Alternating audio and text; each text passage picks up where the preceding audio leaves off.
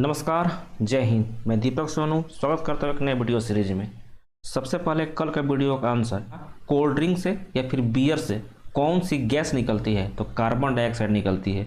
दूसरा सवाल क्या था, विटामिन बी को हम किस नाम से जानते हैं? तो विटामिन बी को हम थायमिन से जानते हैं। तीसरा सवाल आपसे क्या पूछे थे कि लैक्टोमीटर है किस प्रिंसिपल का काम करता है? तो आपका आर्किमिडीज प्रिंसिपल का काम करता है। लैक्टोमीटर के साथ साथ आप हाइड्रोमीटर भी याद रखिएगा। हाइड्रोमीटर जो कि पानी का डेंसिटी मेजर करता है, पानी का घनत्व तो मेजर करता है, वो भी आपका आर्किमिडीज प्रिंसिपल काम करता है। इस बात को छाप कर रखना है। ये तो होगा कल के लिए। आज के लिए आपका पहला सवाल, इसका आंसर आप आराम से कमेंट बॉक्स में दीजिएगा। अगर कोई बाइक जिसका मास, जिसका द्रव्यमान 50 kg है, ठीक है, रेस्ट कंडीशन में है यानी विरामावस्था में है, 5 सेकंड के बाद यही बाइक 10 मीटर पर सेकंड का स्पीड पकड़ लेती है, तो इसके द्वारा कितना फोर्स अप्लाई किया गया है, कितना बल अप्लाई किया गया है, वही आपको बताना है। ठीक है, इसका आंसर हमको कमेंट बॉक्स में चाहिए वीडियो खत्म होने के बाद। ठीक है, एक बार फिर से सवाल सुन लीजिए। कोई व्हीकल है जिसका द्रव्यमान 50 kg का है, रेस्ट कंडीशन में था, विरामावस्था में था, 5 सेकंड के बाद 10 मीटर पर सेकंड अपना स्पीड पकड़ लेता है, तो उसके द्वारा कितना फोर्स अप्लाई होगा, कितना बल अप्लाई होगा, वही बताना है। ठीक है, चलिए आज का सेशन स्टार्ट करते हैं पहले सवाल से। क्या है पहला सवाल, किसी ठोस पदार्थ के बिना द्रव में बदले सीधे वाष्प में परिवर्तन होना निम्नलिखित में से क्या कहते हैं? ऑप्शन है वाष्पन, ऊर्ध्वपातन, गलनांक या फिर संघनन।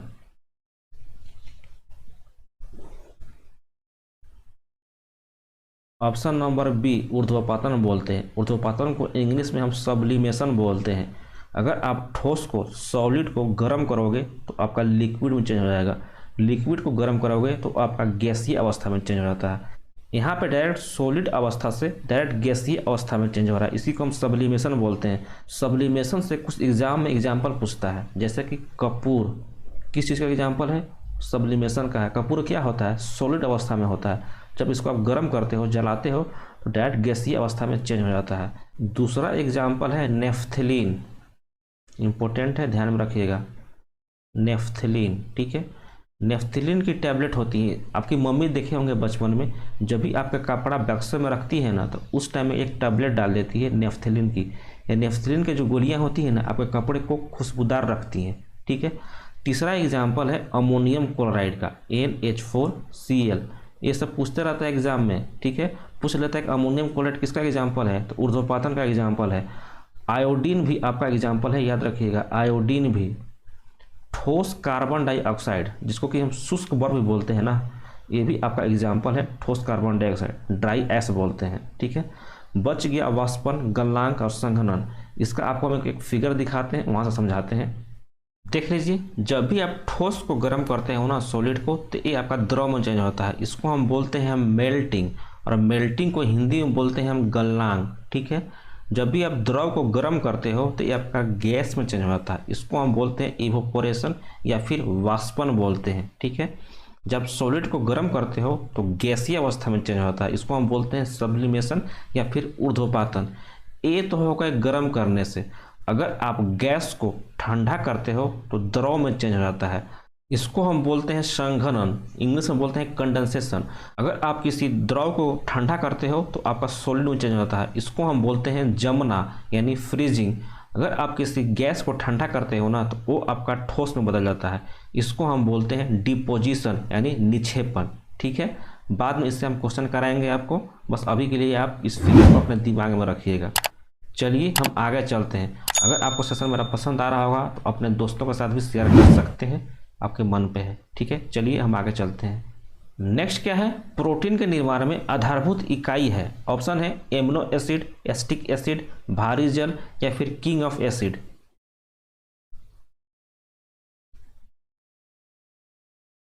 Option number A, amino acid बोलते हैं। 20 एमिनो एसिड मिल करके आपका क्या चीज़ का निर्माण करते हैं? एक प्रोटीन का निर्माण करते हैं। इस बात को ध्यान में रखना है। प्रोटीन का नामकरण किसने किया था? बर्जीलियस भाई साहब ने किया था। प्रोटीन का खोज किसने किया था? मूलर भाई साहब ने किया था, मूलर, और नाम दिया था बर्जीलियस। इंपॉर्टेंट है, नाम याद रखिएगा। प्रोटीन की कमी से आपको मरासमस रोग हो सकता है, क्यूसी वर्कर हो सकता है, दोनों को छाप के रखना है, मरासमस और क्यूसी वर्कर। प्रोटीन आपका एंजाइम में भी पाया जाता है, प्रोटीन आपका हार्मोन में भी पाया जाता है। अगर आपसे पूछ लेगा कि एंजाइम में क्या पाया जाता है, कार्बोहाइड्रेट पाया जाता है, प्रोटीन पाया जाता है कि फैट पाया जाता है, तो आप प्रोटीन लगाओगे। यहाँ तक पूछता है कि जो सांप का जो विष होता है ना, उसमें क्या पाया जाता है, उसमें भी आपका प्रोटीन पाया जाता है। इस बात को ध्यान में रखिएगा। प्रोटीन में आपका कौन कौन सा एलिमेंट पाए जाते हैं, तो कार्बन, हाइड्रोजन, ऑक्सीजन, सबसे इंपॉर्टेंट है नाइट्रोजन, इसको छाप कर रखिएगा, नाइट्रोजन पाया जाता है। ऑप्शन नंबर बी है एसिटिक एसिड। एसिटिक एसिड का फॉर्मूला क्या होता है, CH3COOH होता है। इसको हम सिरका भी बोलते हैं, सिरका। इसको हम विनेगार भी बोलते हैं, ठीक है। ये सब इंपॉर्टेंट नाम है, याद रखना है आपको। भारी जल, भारी जल को हम हैवी वाटर बोलते हैं। इसका फार्मूला होता है D2O। जैसे कि वाटर का फार्मूला होता है ना H2O, उसी तरह इसको याद रखिएगा, D2O। जो वाटर है, वाटर का आपका मॉलिक्यूलर वेट कितना होता है, परमाणुक भार या फिर आणविक भार 18 होता है। उसी तरह D2O का आणविक भार यानी मॉलिक्यूलर वेट 20 होता है। एग्जाम में कितने बार पूछा है, ध्यान में रखिएगा इसको। D2O का इस्तेमाल हम कहाँ पे करते हैं, मंदक के रूप में इस्तेमाल करते हैं, आपका न्यूक्लियर रिएक्टर में मॉडरेटर के रूप में। आपको पता है ना, हाइड्रोजन के 3 समस्थानिक होते हैं। कौन कौन सा होते हैं, तो प्रोटियम होता है, ड्यूटेरियम होता है और ट्रिटियम होता है। ये जो ड्यूटेरियम है ना, इसी से बनता है आपका भारी जल, हैवी वाटर। चौथा ऑप्शन है किंग ऑफ एसिड। इसको हम बोलते हैं H2SO4 को। H2SO4 को हम सल्फ्यूरिक एसिड बोलते हैं, जो कि बैटरी में यूज होता है, ठीक है। चलिए अभी के लिए हम आगे चलते हैं। नेक्स्ट क्या है, पाचक रसों में निम्नलिखित में से कौन सा अम्ल पाया जाता है। ऑप्शन है सल्फ्यूरिक अम्ल, हाइड्रोक्लोरिक अम्ल, नाइट्रिक अम्ल या फिर एसिटिक अम्ल।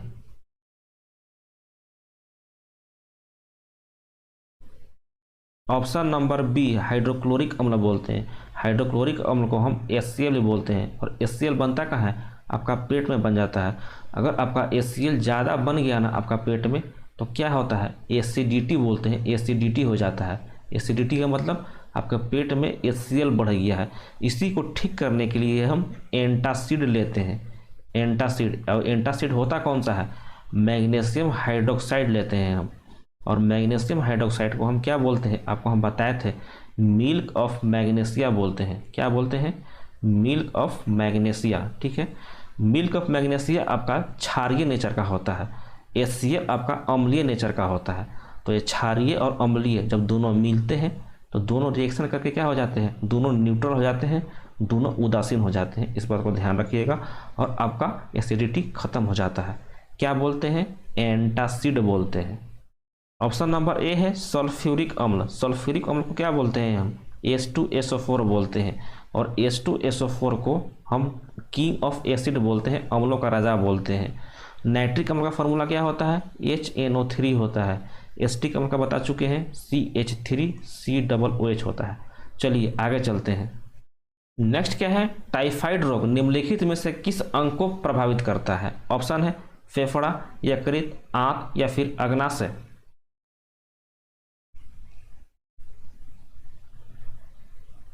ऑप्शन नंबर सी आंत को प्रभावित करता है, इंटेस्टाइन को। टाइफाइड रोग किससे होता है, बैक्टीरिया से होता है, जीवाणु से होता है, ठीक है। कौन सा जीवाणु से होता है, साल्मोनेला टाइफी से होता है। जीवाणु का नाम इंपॉर्टेंट है, ध्यान में रखिएगा, साल्मोनेला टाइफी। टाइफी से याद रखिएगा, टाइफाइड। चलिए आगे चलिए। नेक्स्ट क्या है, निम्नलिखित में से कौन सी ग्रीन हाउस गैस नहीं है। ऑप्शन है मीथेन, कार्बन डाइऑक्साइड, ऑक्सीजन या फिर हाइड्रोफ्लोरोकार्बन। हाइड्रोफ्लोरोकार्बन नहीं है, क्लोरोफ्लोरोकार्बन है।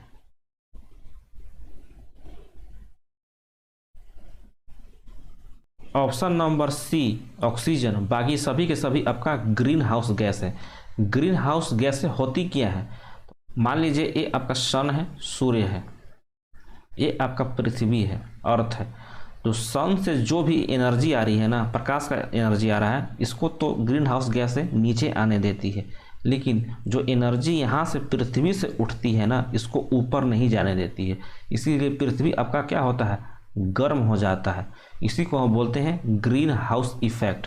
इसमें आपका methane, carbon dioxide, hydrofluorocarbon, sorry chlorofluorocarbon, ये सब इंपॉर्टेंट है, ध्यान में रखिएगा। नेक्स्ट क्या है, दंत चिकित्सक द्वारा रोगियों के दांतों के बड़े प्रतिबिंब को देखने के लिए किस प्रकार के दर्पण का उपयोग किया जाता है? ऑप्शन है उत्तल दर्पण, अवतल दर्पण, समतल दर्पण या फिर गोलीय दर्पण।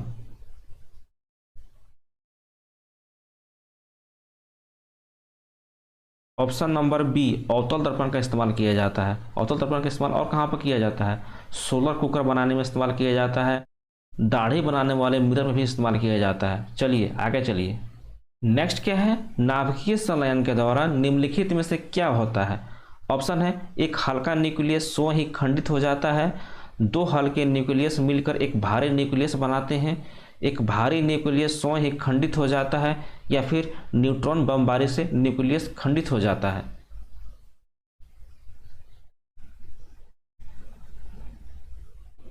ऑप्शन नंबर बी, दो हल्के न्यूक्लियस मिलकर के एक बड़े न्यूक्लियस का निर्माण करते हैं, एक बड़े नाभिक का निर्माण करते हैं। इसको हम बोलते हैं न्यूक्लियर फ्यूजन। एक होता है न्यूक्लियर फिजन, जिसको कि हम नाभिकीय विखंडन बोलते हैं। उसमें क्या होता है, एक भारी न्यूक्लियस होता है जो कि टूट जाता है कितने छोटे छोटे न्यूक्लियस में, ठीक है, इस बात को ध्यान रखिएगा। इसको हम बोलते हैं विखंडन, इसको हम बोलते हैं संलयन। हाइड्रोजन बम का नाम सुने होंगे, तो हाइड्रोजन बम का न्यूक्लियर फ्यूजन पे डिपेंड करता है, नाभिकीय संलयन पर डिपेंड करता है। एक सुने होंगे आप एटम बम, तो एटम बम आपका नाभिकीय विखंडन पे बनता है। जो सूर्य का प्रकाश का एनर्जी बनता है ना, कहाँ से बनता है? न्यूक्लियर फ्यूजन में बनता है, नाभिकीय संलयन में बनता है, ठीक है। चलिए आगे चलिए। नेक्स्ट क्या है, यदि कोई बम चंद्रमा पर विस्फोट होता है तो पृथ्वी पर उसकी आवाज़ आने में कितना देर लगेगा? ऑप्शन है 20 मिनट बाद, 8 मिनट 20 सेकंड के बाद, 2 मिनट के बाद, या फिर विस्फोट ध्वनि नहीं सुनाई देगा।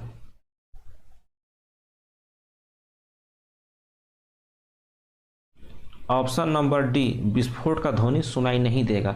आपको हम बता चुके हैं कि साउंड के लिए किसी मीडियम का आवश्यकता होता है, लेकिन चंद्रमा पे आपका इन्वायरमेंट, वातावरण नहीं होने के कारण इसको मीडियम नहीं मिलता है। जब मीडियम नहीं मिलेगा तो साउंड आपका ट्रेवल ही नहीं करेगा।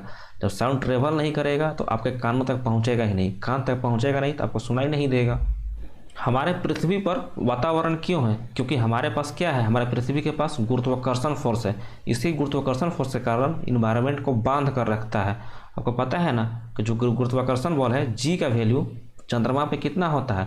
1/6 टाइम होता है जितना आपका अर्थ के सरफेस पे होता है, यानी कम होता है। चंद्रमा के सरफेस पे गुरुत्वाकर्षण बल कम होने के कारण ये आपका इन्वायरमेंट को अच्छा से बांध के नहीं रखने पाता है। इस बात को ध्यान में रखिएगा। चलिए आगे चलते हैं। नेक्स्ट क्या है, टेलीविजन का रिमोट कंट्रोल में निम्नलिखित में से कौन सी विद्युत चुंबकीय तरंगें होती हैं? ऑप्शन है पराबैंगनी किरणें, गामा किरणें, अवरक्त किरणें, या फिर इनमें से कोई नहीं।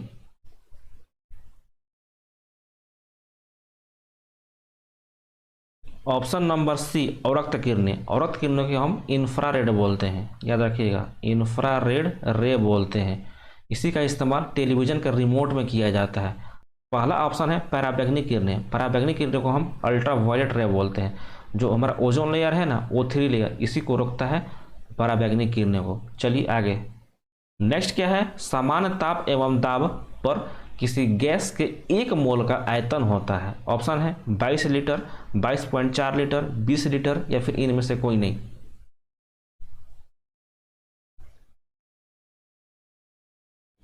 ऑप्शन नंबर बी 22.4 लीटर होता है। ये इंपॉर्टेंट फैक्ट है, इसको ध्यान में रखिएगा। नेक्स्ट, वायुमंडल में किस गैस की उपस्थिति के कारण वायु में पीतल का रंग फीका पड़ जाता है? ऑप्शन है nitrogen, carbon dioxide, hydrogen sulphide, या फिर ऑक्सीजन।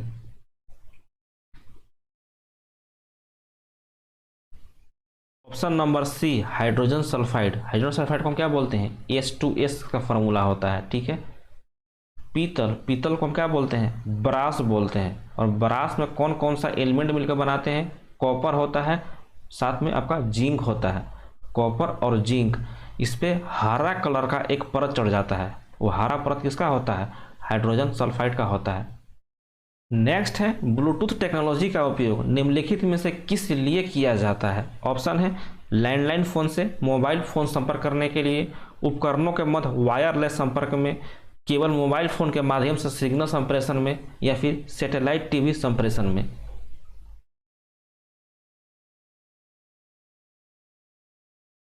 ऑप्शन नंबर बी, उपकरणों के मध्य वायरलेस संपर्क के लिए। ठीक है, किसी इक्विपमेंट के बीच वायरलेस संपर्क के लिए ब्लूटूथ टेक्नोलॉजी का इस्तेमाल करते हैं। चलिए नेक्स्ट क्या है, किसी धातु को तार में परिवर्तित करने की क्रिया को निम्नलिखित में से क्या कहते हैं। ऑप्शन है तन्यता, आघातवर्धकता, खिंचाव या फिर इनमें से कोई नहीं।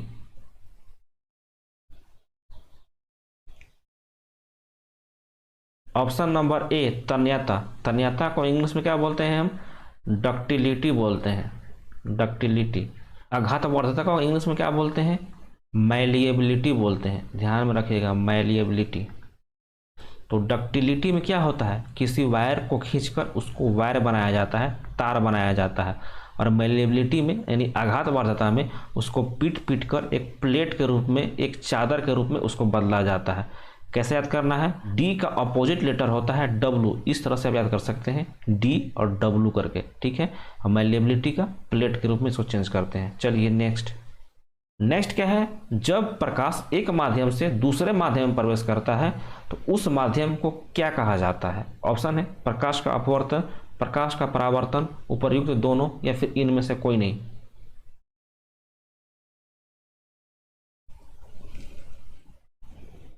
ऑप्शन नंबर ए, प्रकाश का अपवर्तन बोलते हैं, रिफ्रैक्शन ऑफ लाइट बोलते हैं। इसमें होता क्या है, मान लीजिए ए आपका मीडियम M1 है, ए आपका मीडियम M2 है, ये आपका नॉर्मल है, अभिलंब है। जो आपका M1 मीडियम आप मान लो कि विरल माध्यम है, M2 मान लो आप सघन है। तो जब भी लाइट आपका विरल माध्यम से सघन माध्यम में प्रवेश करता है ना, तो ये आपका अभिलंब की ओर झुक जाता है। जब भी आपका लाइट सघन माध्यम से यानी डेंसर मीडियम से रेयर मीडियम की ओर जाता है ना, तो अभिलंब से दूर भागता है। याद रखिएगा, जाना चाहिए था इसको कैसे, ये अगर लाइट ए जा रहा है तो जाना चाहिए था इसको ऐसे, लेकिन अभिलंब से दूर भाग जाता है। ठीक है, चलिए नेक्स्ट क्या है, और आज का लास्ट सवाल, इंद्रधनुष सदैव किस दिशा में बनता है। ऑप्शन है सूर्य के विपरीत दिशा में, उत्तर दिशा में, पश्चिम दिशा में या फिर सूर्य की दिशा में।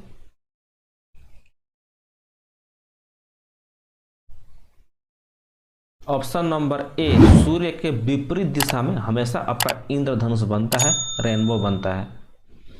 रेनबो आपका प्राइमरी रेनबो होता है, सेकेंडरी रेनबो होता है। ठीक है, इसके बारे में आपको हम कल बताएंगे, थोड़ा सा आज हमको काम है इसीलिए फटाफट क्वेश्चन करा दिए। ठीक है, चलिए मिलते हैं कल रात को हम 8 बजे, तब तक के लिए अपना ध्यान रखिएगा।